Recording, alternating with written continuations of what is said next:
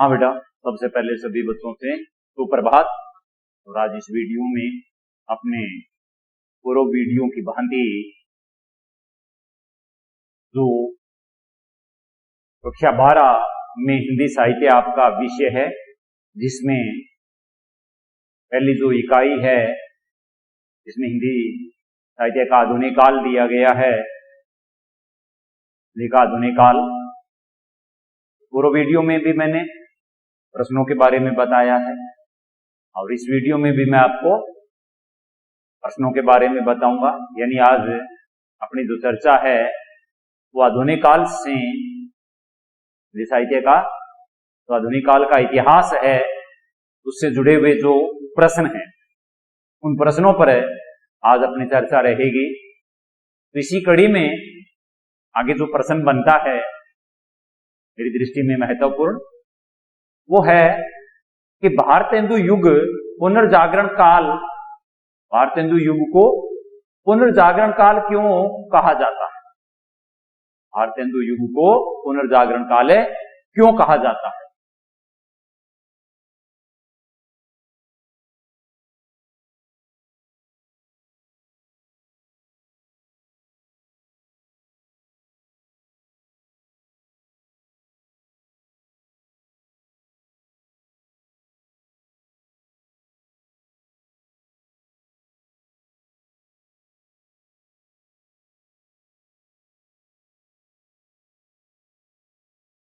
भारतेंदु युग को पुनर्जागरण काल क्यों कहा जाता है? इस काल के गद्य साहित्य की विशेषताओं पर प्रकाश डालिए। अभी यह प्रश्न पूरा नहीं है। इस काल के गद्य साहित्य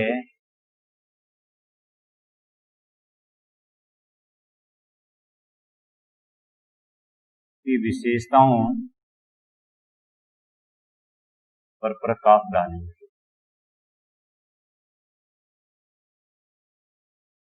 अब हमारा यह प्रश्न पूरा हुआ। भारतेंदु युग को पुनर्जागरण काल क्यों कहा जाता है?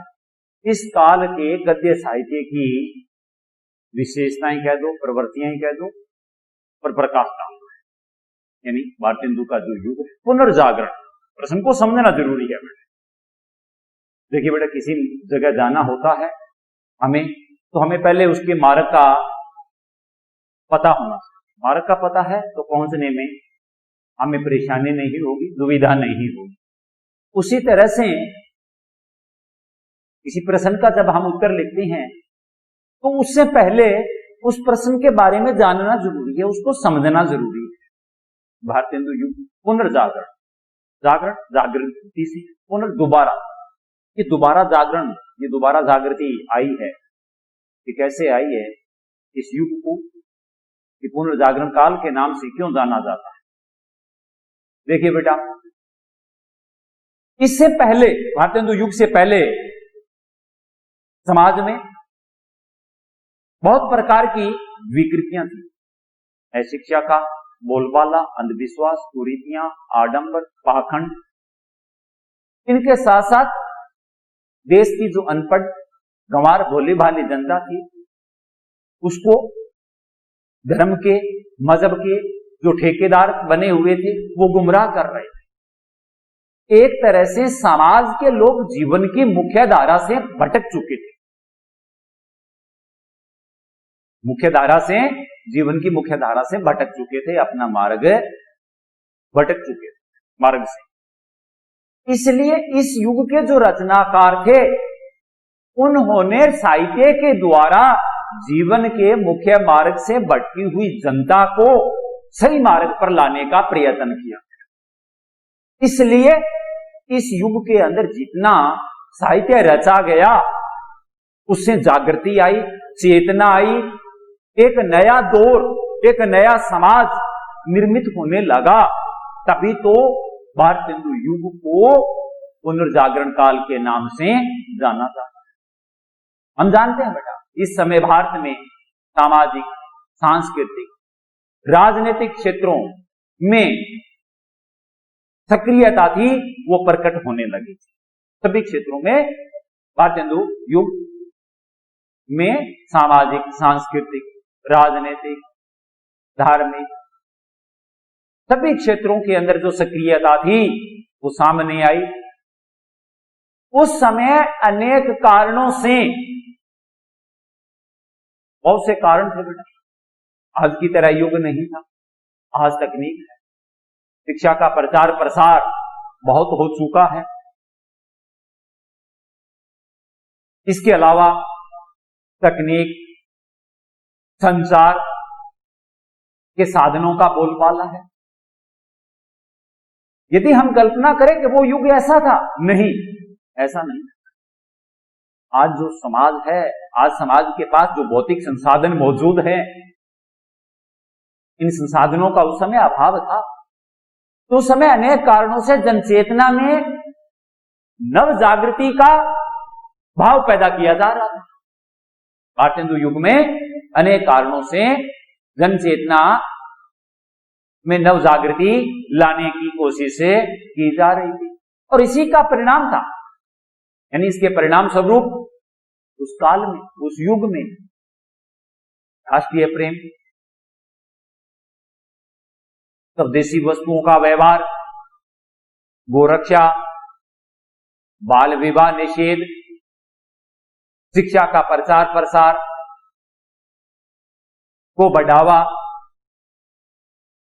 नशीले या मद्यपान का निषेध जैसे विषयों को उस युग के जो रचनाकार थे वो अपनी रचनाओं में अपनाने लगे।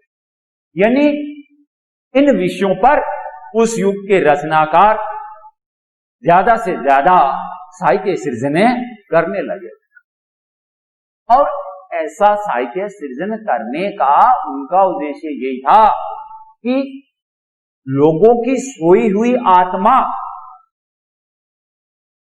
को जगाना था। अपनी प्रयासों के द्वारा, अपनी कोशिशों के द्वारा जन चेतना में नव जागृति पैदा करनी थी। इसी के परिणाम स्वरूप उस समय राष्ट्र प्रेम, स्वदेशी वस्तुओं का व्यवहार, गोरक्षा, बाल विवाह निषेध, शिक्षा के प्रचार प्रसार को महत्व, मद्यपान का निषेध करना आदि विषयों को उस युग के रचनाकार अधिक से अधिक अपनाने लगे। इसके अलावा उस युग की और बहुत बड़ी जो बात थी वो ये थी कि ब्रह्म समाज, प्रार्थना समाज, आर्य समाज, रामकृष्ण परमहंस, विवेकानंद के विचारों के साथ साथ थियोसॉफिकल सोसाइटी के सिद्धांतों का प्रभाव भी समाज पर परिलक्षित होने लगा। उपयुक्त बातों के अलावा ब्रह्म समाज, आर्य समाज, प्रार्थना समाज, रामकृष्ण परमहंस, विवेकानंद के विचार व थियोसॉफिकल सोसाइटी के सिद्धांतों का प्रभाव भी जन जीवन पर दिखाई देने लगा, यानी पड़ने लगा। और इसका परिणाम क्या हुआ कि बदलाव और परिवर्तन की जो बयार थी वो चारों ओर बहने लगी। जागृति स्पष्ट रूप से दिखाई देने लगी। पुनर्जागृति, आगे पुनर्जागरण था वो स्पष्ट होने लगा। इनके अलावा पाश्चात्य शिक्षा प्रणाली से आर्थिक, धार्मिक, औद्योगिक क्षेत्रों में पुनर्जागरण की जो प्रक्रिया थी वो भी प्रारंभ हो गई थी। पाश्चात्य शिक्षा प्रणाली, वैसे तो अंग्रेजों का उद्देश्य अपने कामकाज को चलाना था, लेकिन इस युग में अपने कामकाज को चलाने के साथ साथ समाज में ये जो बदलाव था, समाज में जो ये परिवर्तन था वो स्पष्ट दिखाई देने लगा। यानी आर्थिक क्षेत्र में, धार्मिक क्षेत्र में, औद्योगिक क्षेत्र में, इन सब पर पुनर्जागरण जो था, यानी पुनर्जागरण की जो प्रक्रिया थी वो प्रारंभ हो गई। अगर गद्य साहित्य, देखिए प्रश्न है हमारा, इस काल में गद्य साहित्य की विशेषताएं। इस काल में, इस समय जो हमारा गद्य साहित्य था, उसमें नाटक है, कहानी है, उपन्यास है, निबंध है, आलोचना है, इन सब पर विस्तृत साहित्य सृजन किया जाने लगा। इन खुल करके उपन्यास, नाटक, कहानी, आलोचना, निबंध, इन सब पर भी साहित्य लिखा जाने लगा। इस प्रकार हम देखते हैं कि उस युग में विविध प्रकार की जो परिस्थितियां बनी हुई थी, उस समय उस युग की जो दशाएं थी, उन दशाओं से राष्ट्रीय चेतना, अस्मिता, राष्ट्रीय चेतना और अस्मिता का प्रचार होने लगा और इन सब की पृष्ठभूमि में भारत हिंदू युग का उदय हो रहा है। तो इस प्रकार से ये भारत हिंदू का जो युग है, इसको पुनर्जागरण काल के नाम से जाना जाता है बेटा। और गद्य साहित्य की विशेषता इसमें यही है कि यहाँ कहानी है, नाटक है, उपन्यास है, आलोचना है, इन पर साहित्य लिखा जाने लगा। विविध प्रकार की दशाओं से राष्ट्रीय चेतना और अस्मिता का प्रचार प्रसार होने लगा और इन सब की पृष्ठभूमि में भारत हिंदू का युग का जो उदय है या उसका जो सूर्य है वो प्रकाशित होने लगा था। तो इस प्रकार से इस प्रश्न का जो उत्तर है वो हमारा पूरा हो रहा है। इसके बाद में अगला जो प्रश्न आता है वो है छायावादी काल में हिंदी निबंध के विकास पर टिप्पणी लिखो।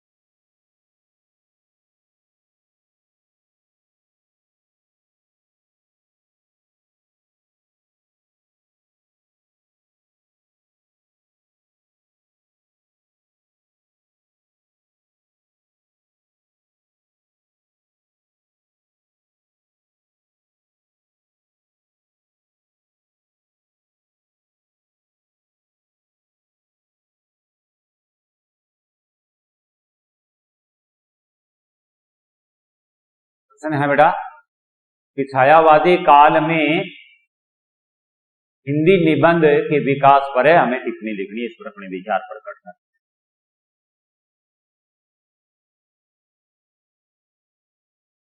1936 तक का जो समय है उसको छायावादी युग या छायावादी काव्य धारा का माना जाता है। छायावादी काल के क्षेत्र में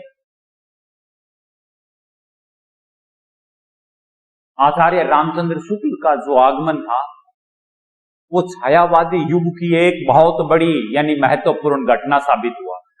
छायावाद के लिए आचार्य रामचंद्र शुक्ल का साहित्य के क्षेत्र में आना, उतरना अपने आप में एक महत्वपूर्ण घटना साबित करता है।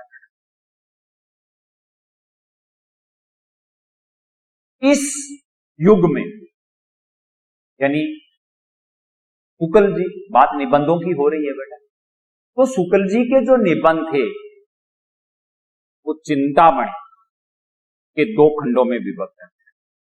इसमें चिंतामणि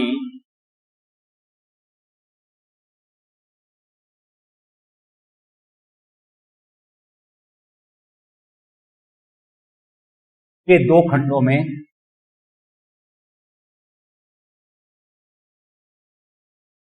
विभक्त है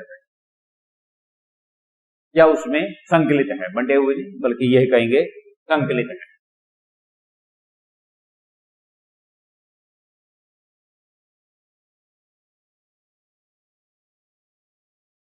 आचार्य रामचंद्र शुक्ल के जो निबंध है वो चिंतामणि के 2 खंडों में 2 भागों में संकलित है।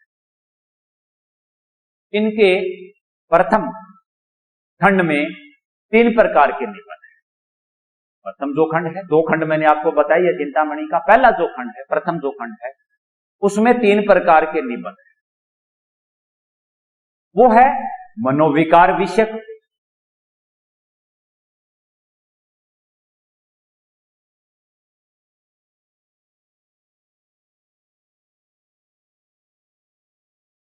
है मनोविकार विषयक, फिर इसके बाद में साहित्य सिद्धांत विषयक,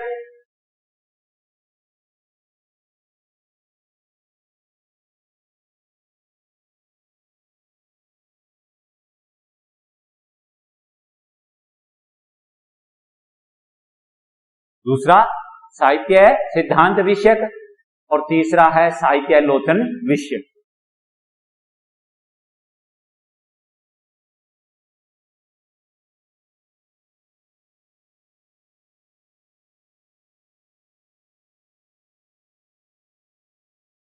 चिंतामणि का पहला जो भाग है उसमें 3 प्रकार के निबंध है। पहला मनोविकार विषयक, दूसरा साहित्य सिद्धांत विषयक, और तीसरा है साहित्यालोचन विषयक। इन देखिए बेटा, इनके जो निबंध है, इनके निबंधों का विषय जो रहा है वो अपने आप में विषय का जो गठन है, इसके अलावा भाषा का गंभीर रूप रहा है, इसके साथ साथ भाषा का प्रवाह है, तेज है, और कहीं कहीं इन्होंने हास्य व्यंग्य का भी उनमें समावेश किया है। इनके निबंधों का विषय का सुसंगठित गठन, यूं कहें इनके निबंधों के विषय का सुसंगठित गठन देखने को मिलता है। भाषा का गंभीर रूप है उसमें, इसके अलावा भाषा का प्रवाह है, तेज है, वो भी दिखाई देता है, और कहीं कहीं इन्होंने अपने निबंधों में हास्य व्यंग्य का भी समावेश किया है। इसके अलावा कुछ अन्य इनके जो निबंध है वो विचार वीथी में संकलित है। दूसरे जो है किसमें संकलित है?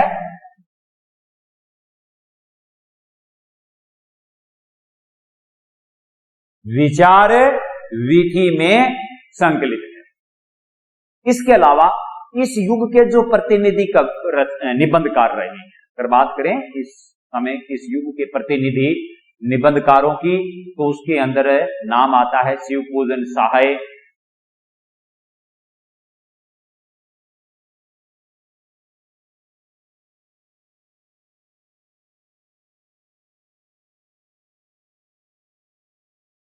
बेचन शर्मा उगर, शिवपूजन सहाय बेचन शर्मा उगर, रघुवीर सिंह, शांति प्रिय द्विवेदी,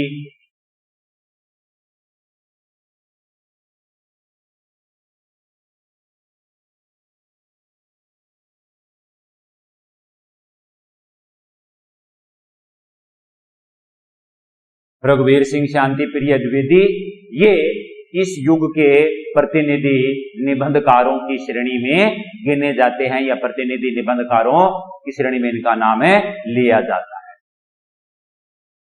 अगर हम ललित निबंधों की बात करें तो ललित निबंधों की श्रेणी में बाबू गुलाब राय का नाम आता है। इस युग में ललित निबंधकार इसको माना गया है बाबू गुलाब राय। इस युग में यानी छायावादी काल में निबंध की विकास की जो धारा आगे बढ़ा रहे थे, उनमें अगर ललित निबंधों की हम बात करें तो उसमें नाम आता है बाबू गुलाब राय का। इनके जो निबंध है उनमें हलवा कलब,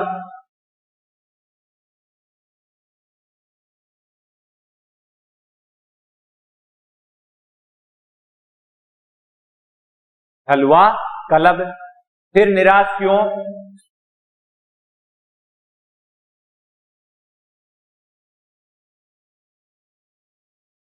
फिर निराश क्यों, मेरी असफलताएं,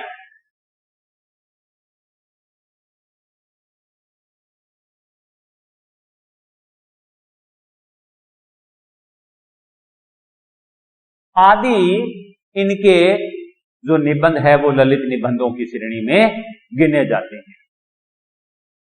इस प्रकार हम कह सकते हैं बेटा कि इस समय जो निबंधों की रचना हुई है वो निबंध अपने आप में सभी प्रकार की विशेषताओं से परिपूर्ण है, यह सभी प्रकार की विशेषताओं से मंडित है। तो ये था छायावादी काल में हिंदी निबंध के विकास पर चर्चा। छायावादी काल में हिंदी निबंध के जो विकास हुआ है उस विकास की ये बात है। सबसे महत्वपूर्ण बात, आचार्य रामचंद्र शुक्ल का आगमन महत्वपूर्ण घटना साबित होता है। इनके निबंध चिंतामणि जो है उसके अंदर 2 खंडों के अंदर संकलित है। प्रथम खंड में 3 प्रकार के निबंध है, जिसमें मनोविकार विषयक, दूसरा साहित्यिक सिद्धांत विषयक और तीसरा है साहित्यालोचन विषयक। इनके विषयों, निबंधों के विषयों का गठन यानी सुसंगठित अपने आप में, इसके अलावा भाषा का गंभीर रूप है और भाषा का प्रवाह है, तेज है, वो भी देखने को मिलता है। कहीं कहीं इन्होंने अपने निबंधों में हास्य व्यंग्य का भी समावेश किया है। दूसरे जो अन्य निबंध है वो विचार वीथी में संकलित है। इसके अलावा इस युग के प्रतिनिधि जो निबंधकार है, जिनमें शिवपूजन सहाय, बेचैन शर्मा उगर, रघुवीर सिंह, शांति प्रिय द्विवेदी, ये इस युग के प्रतिनिधि निबंधकार है। ललित निबंधों की दृष्टि में शिवपूजन सहाय का नाम लिया जाता है, जिनके निबंध खलवा, कलब, फिर निराश क्यों, मेरी असफल, इस प्रकार से इनके निबंध जो है इस काव्यधारा युग के जो निबंध है वो सभी विशेषताओं से मंडित पाए जाते हैं। अब आगे प्रश्न आता है कि द्विवेदी युग की काव्यधारा की प्रमुख विशेषताओं या प्रवृत्तियों का उल्लेख करो।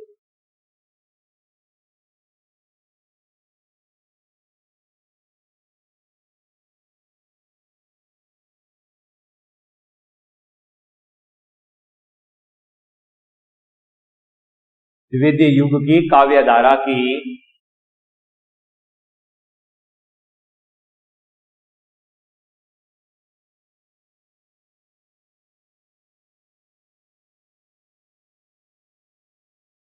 विशेषताओं या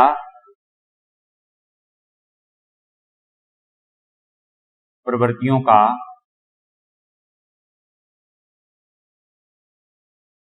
उल्लेख। इस युग की क्या खास बात रही है, कौन कौन सी इस युग की विशेषताएं रही है, उस पर अपने चर्चा करते हैं। पूर्व के अंदर भारतेंदु युग पड़ा है, उसके बाद में द्विवेदी युग। देखिए बेटा, राष्ट्रीयता की बात आती है, अंग्रेजों के अधीन थी, स्वाधीनता से छुटकारा पाना था, इसलिए देशवासियों के भीतर राष्ट्र प्रेम के राष्ट्रीय चेतना को जागृत करना अति आवश्यक है। तो यह भी अपने आप में एक इस युग की बहुत बड़ी विशेषता बन जाती है, जिसको कह सकते हैं कि राष्ट्रीय चेतना, आत्मसम्मान और जातीय गौरव।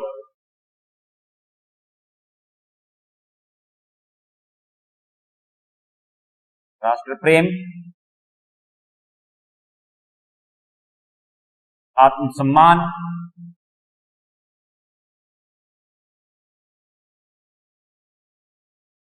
व जातीय गौरव के प्रति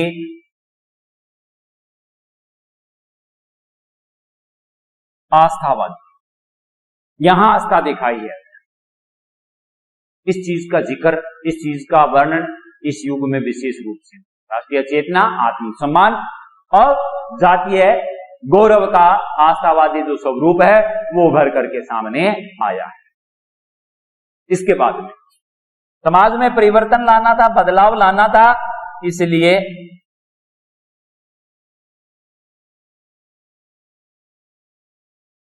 सामाजिक चेतना पर बल दिया गया। किस पर बल दिया गया? सामाजिक चेतना पर। इसके बाद में मानवीय भावना, सामान्य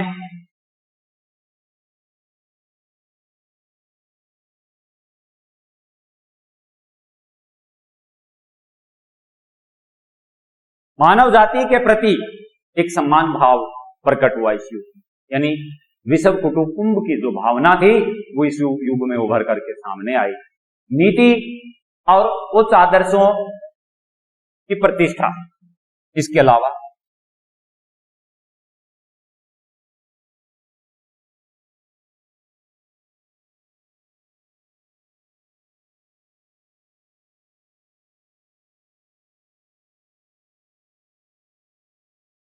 नीति और उच्च आदर्श, नीति की बात कही गई और समाज के लिए उच्च आदर्शों की स्थापना की गई।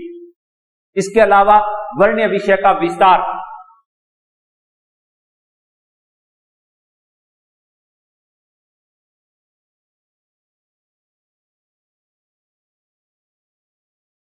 वर्ण्य विषय का विस्तार किया गया। इसके अलावा प्रकृति चित्रण,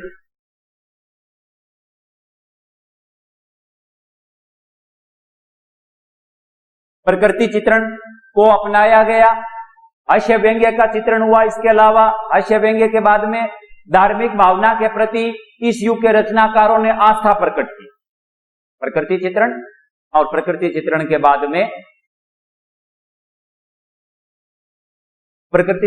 बाद में इस युग के रचनाकारों ने धर्म के प्रति आस्था प्रकट की। इसके अलावा इतिवर्तात्मकता, उसके बाद में काल का अनुसरण करने की क्षमता, समय का, युग का अनुसरण करने की क्षमता। बौद्धिकता को बल दिया गया, यानी बौद्धिकता की प्रधानता देखने को मिली। इनके अतिरिक्त काव्य रूपों में अनेकता दिखाई दी, यानी काव्य के अनेक रूपों को अपनाया गया। अनुवाद कार्य को आगे बढ़ाया गया, अनुवाद किया गया। भाषा, शिल्प, सौंदर्य का निर्वाह भी किया गया। और इसके बाद में इस युग के जो रचनाकार थे उन्होंने छंदों को बड़ी कुशलता के साथ प्रस्तुत किया और खड़ी बोली हिंदी को सुगढ़ता के साथ प्रस्तुत करने का प्रयास किया गया। तो ये थी द्विविध युग की प्रमुख प्रवृत्तियां। इसके बाद में एक और प्रश्न है,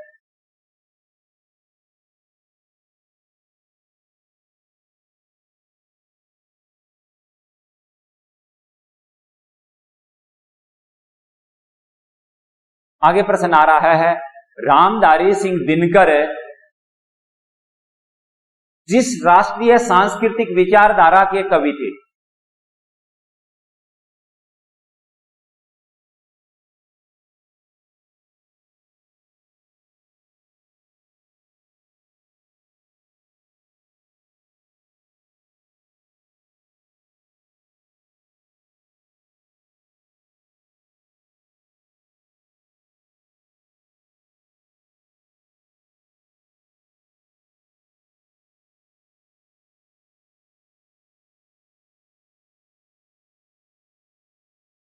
रामधारी सिंह दिनकर जिस राष्ट्रीय सांस्कृतिक विचारधारा के कवि थे उस काव्य धारा पर प्रकाश डालिए।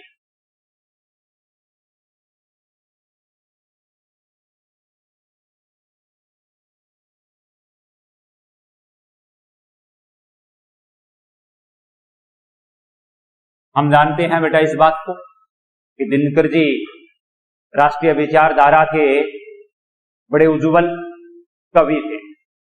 इनका नाम राष्ट्रीय कवियों की श्रेणी में लिया जाता है। अगर राष्ट्र शब्द की बात करें तो राष्ट्र शब्द जो है ये आधुनिक है, आज के लिए पूर्णतः लागू होता है।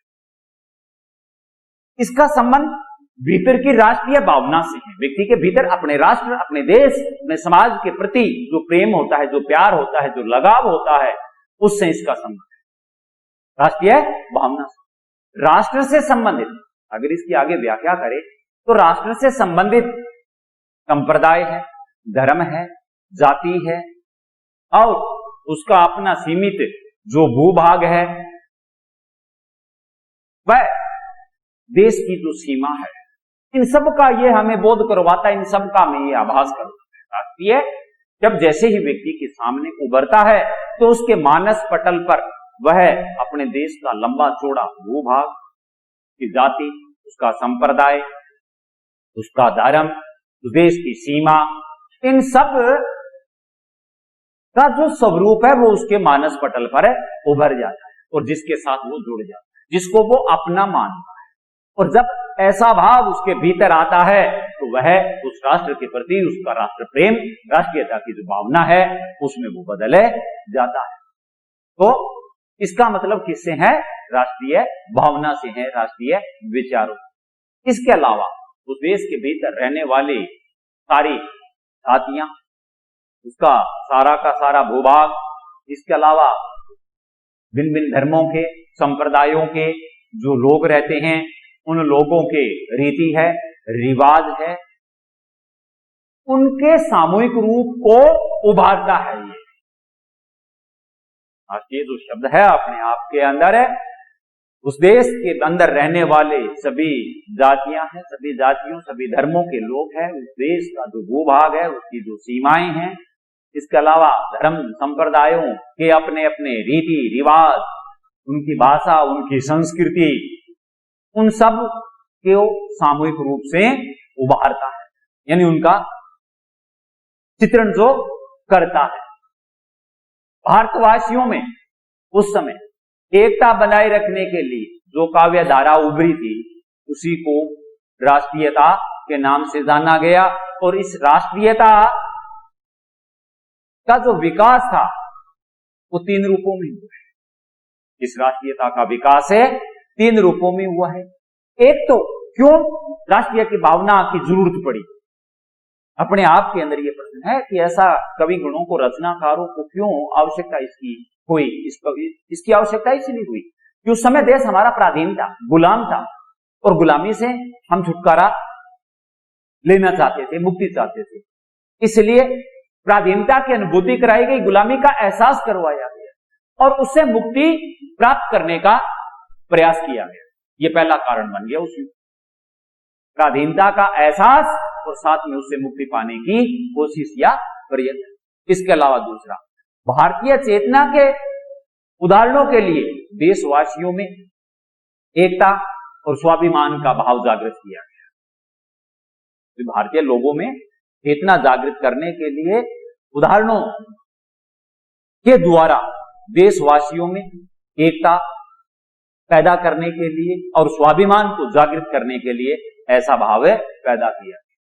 और तीसरा था प्राचीन संस्कृति के उज्जवल स्वरूप को प्रस्तुत करना, यानी हमारा अतीत का जो इतिहास रहा है, अतीत की जो हमारी संस्कृति है, उसकी गौरव गाथा का व्याख्यान किया गया।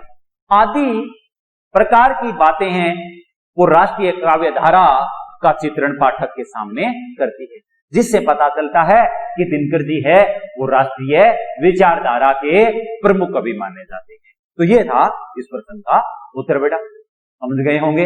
आओ इस प्रश्नों के लिए आगे की वीडियो के अंदर हम चर्चा करेंगे। तब तक के लिए धन्यवाद।